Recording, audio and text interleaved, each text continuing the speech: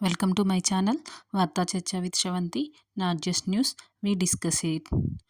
Today's headlines: Hyderabad police launch HCSC helpline for non-emergency. IMD heavy rains alert. Division of APTS Bhavan assets New Delhi. Celebrations: Solar Orbiter Mission ESA. June 21 త్వరగా చీకటి కాదు. All India House Price Index. Pakistan nominates Trump for Nobel Prize. Hyderabad police launch HCSC helpline for non emergency. ఇప్పుడు చిన్న చిన్న సమస్యల కోసం police station చుట్టూ తిరిగే రోజులు పోయాయి. హెచ్సిఎస్సి హెల్ప్లైన్ ద్వారా నాన్ ఎమర్జెన్సీ సమస్యలను సులువుగా రిపోర్ట్ చేయొచ్చు. ఇది పోలీస్ వ్యవస్థపై ఒత్తిడిని తగ్గిస్తూ పౌరులకు సౌకర్యాన్ని పెంచుతుంది. హెచ్సిఎస్సి హైదరాబాద్ సిటీ సెక్యూరిటీ కౌన్సిల్. ఇది పోలీస్ డిపార్ట్మెంట్తో పాటు ప్రైవేట్ ఇన్స్టిట్యూషన్స్, ఎన్జిఓస్ కలిసి ఏర్పాటు చేసిన అడ్వైజరీ బాడీ.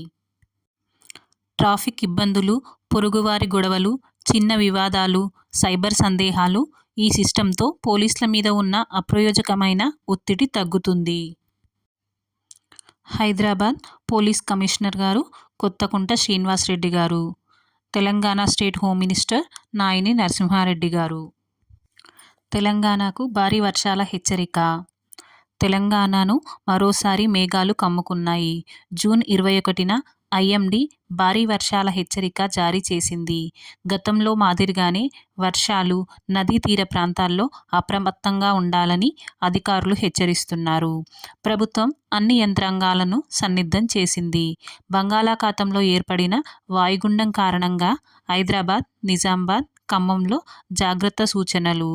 జీహెచ్ఎంసీ ఇప్పటికే సిబ్బందిని రెడీ చేసింది. అవసరమైతే ఎన్డీఆర్ఎఫ్ను కూడా దించుతుంది. గతంలో 2020, 2021లో కూడా తెలంగాణలో ఇలానే 3 రోజులు వరుసగా భారీ వర్షాలు పడినప్పుడు వరదలు వచ్చాయి. 2020లో హైదరాబాద్లో అత్యధిక వర్షపాతం నమోదైంది. 30 ఏళ్ల రికార్డును తిరగరాసింది. ఇప్పుడు ప్రభుత్వం ముందుగానే జాగ్రత్త చర్యలు తీసుకుంటుంది. Disaster management minister Ummareddy Venkateswarlu గారు. జీహెచ్ఎంసీ కమిషనర్ రొనాల్డ్ రోజు. IMD director general Mrutyunjay Mohan పాత్ర. సెంట్రల్ హోమ్ మినిస్టర్ గారు అమిత్ షా. ఏపీ తెలంగాణ భవన్ ఆస్తుల విభజన 10 ఏళ్ల తర్వాత ముందడుగు. ఇది తెలంగాణ, ఆంధ్రప్రదేశ్ రాష్ట్రాల విభజనకు సంబంధించి మిగిలిపోయిన కీలక సమస్యల్లో ఒకటి. ఢిల్లీలో ఉన్న ఆంధ్రప్రదేశ్ తెలంగాణ భవన్ ఆస్తుల విభజనపై ముందడుగు పడింది. 10 ఏళ్ల పాటు లభించని ఈ వివాదం చివరకు కేంద్రం చొరవతో పరిష్కార దిశగా కదిలింది. 2 రాష్ట్రాల ప్రతినిధులు ఒకే వేదికపై కూర్చొని చర్చలు జరిపారు. 58-42 నిష్పత్తిలో భవన్ ఆస్తులను పంచుకోవాలని కేంద్రం నిర్ణయించింది. విభజన నిర్ణయం 58% ఆంధ్రప్రదేశ్కు, 42% తెలంగాణకు. ఇది ఏపీ రీఆర్గనైజేషన్ యాక్ట్ 2014లోని ఆస్తుల పంపిణీ నిబంధనల ప్రకారం నిర్ణయమైంది. కేంద్ర హోం మంత్రిత్వ శాఖ మధ్యవర్తిత్వంలో ఇరు రాష్ట్రాల మధ్య చర్చలు జరిగాయి. 2014లో రాష్ట్ర విభజన జరిగింది. 2014 నుంచి 24 వరకు పలుమార్లు చర్చలు జరిగిన భవన్, రాజ్భవన్, టూరిజం ఆస్తులపై క్లారిటీ రాలేదు. 2017-21 మధ్యలో కొన్ని వివాదాలు కోర్టు దాకా వెళ్లాయి. 2025లో కేంద్రం పూర్తిగా ఇరు రాష్ట్రాలను ఒకే టేబుల్పై కూర్చోబెట్టి విభజన పూర్తి చేయించింది. Telangana CM Revanth Reddy garu. AP CM Chandrababu Naidu. Central home minister Amit Shah. Telangana state general administration minister Bolla Bharat garu. AP state revenue minister Botsa Satyanarayana garu దీంట్లో పాల్గొన్నారు. అంతర్జాతీయ యోగా దినోత్సవం 2015 నుంచి ప్రతి సంవత్సరం జూన్ 21న యోగా దినోత్సవం నిర్వహిస్తున్నారు. 2025లో థీమ్ వచ్చేసి yoga for self and society. ప్రధాన కార్యక్రమం చండీగఢ్లో నిర్వహించారు. ప్రధాని నరేంద్ర మోదీ గారు ఇందులో పాల్గొన్నారు. 2014లో భారతదేశ ప్రతిపాదనపై యుఎన్ అధికారికంగా గుర్తించింది. ESA and NASA solar arbiter machine. ESA European space agency, NASA national aeronautics and space administration 2025 జూన్లో సోలార్ ఆర్బిటాన్ మిషన్ ద్వారా ప్రపంచంలోనే ఎన్నడూ చూడని రీతిలో పెద్ద సూర్యమండల దశ ఫోటోలు విడుదల చేశాయి. దీని లక్ష్యం ఏంటంటే సూర్యుడి పైభాగాన్ని దగ్గర నుండి అధ్యయనం చేయడం, సౌర తుఫాన్ల ప్రభావాన్ని ముందే తెలుసుకోవడం, భూమి ఎలక్ట్రానిక్ వ్యవస్థలపై ప్రమాదాలను అంచనా వేయడం. సోలార్ ఆర్బిటార్ లాంచ్ 2020 ఫిబ్రవరి 10న జరిగింది. ఈఎస్ఏ అండ్ నాసా సంయుక్తంగా ప్రారంభించాయి. సోలార్ సైకిల్ 25 2019 నుండి 2030 వరకు.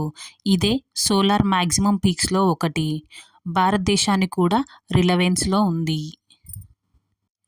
ఇస్రో, నాసాకి కొన్ని డేటా కలిపే ఒప్పందాలు ఉన్నాయి. Aditya L1 ISRO mission launched 2023. ఇది కూడా సూర్య అధ్యయనం చేస్తుంది. నాసా భారత్తో కూడా ఇస్రో భాగస్వామ్యంలో కలిసి పనిచేస్తుంది. NASA ISRO synthetic aperture radar. ఈ మిషన్ 2024లో ప్రారంభమైంది. జూన్ 21 త్వరగా చీకటి కాదు. జూన్ 21ని సమ్మర్ సోలిస్టిస్ అంటారు. ఇది ఉత్తరార్ధగోళానికి ఏడాది పొడవైన రోజు. 2025లో జూన్ 21న 13 నుండి 14 గంటల వరకు సూర్యకాంతి ఉంటుంది. భూమి ఎటు ఒరిగి సూర్యునికి సమీపంగా ఉత్తరార్ధగోళంలోకి తిప్పబడుతుంది. ప్రాచీన కాలంలో అనేక నాగరికతలు ఈ రోజు ప్రత్యేక పూజలు చేసేవారు. భారతదేశంలో కూడా పండుగల నడుమ సూర్య పూజకు ఇది ఆధారం. 2015 నుంచి ఇంటర్నేషనల్ యోగా డేగా ఐక్యరాజ్యసమితి గుర్తించింది. మోదీ ప్రతిపాదనతో. House price index India and Hyderabad. RBI reserve bank of India ప్రతి త్రైమాసికంలో హౌస్ ప్రైస్ ఇండెక్స్ను విడుదల చేస్తుంది. 2025 June report. India average HPI growth 7.5% YoY year on year growth. Hyderabad HPI growth 11%. Hyderabad real estate తిరిగి బూమ్ మొదలైంది. RBI governor Shri Sanjay Malhotra garu April 9, 2025 నుంచి 26th governor. Pakistan ట్రంప్ను Nobel ప్రైజ్కి నామినేట్ చేసింది. ఒక ఆశ్చర్యకరమైన నిర్ణయం. పాకిస్తాన్ డొనాల్డ్ ట్రంప్ను 2025 నోబెల్ శాంతి బహుమతికి నామినేట్ చేసింది. 2020లో ట్రంప్ మధ్యవర్తిత్వంతో గాజా, మిడిల్ ఈస్ట్ ఒప్పందాలు జరిగాయన్న కారణంగా ఈ నామినేషన్ చేసింది. Thanks for watching. Like, share and subscribe for more videos.